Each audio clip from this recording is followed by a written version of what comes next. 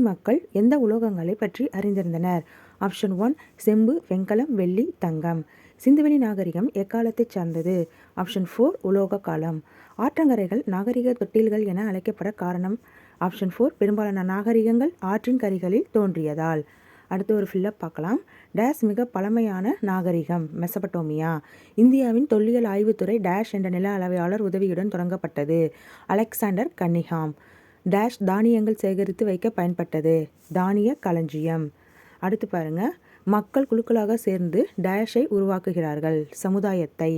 அடுத்து ஒரு சரியா தவறா? மெஹர்கர் புதிய கற்கால மக்கள் வாழ்ந்த ஓர் இடமாகும். இது சரி.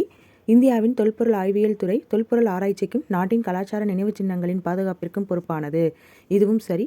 தானிய களஞ்சியம் தானியங்களை சேகரித்து வைப்பதற்காக பயன்படுத்தப்பட்டது. இதுவும் சரி. முதல் எழுத்து வடிவம் சீனர்களால் உருவாக்கப்பட்டதுன்னு கொடுத்துருக்காங்க. இது தவறு. இது சுமேரியர்களால்.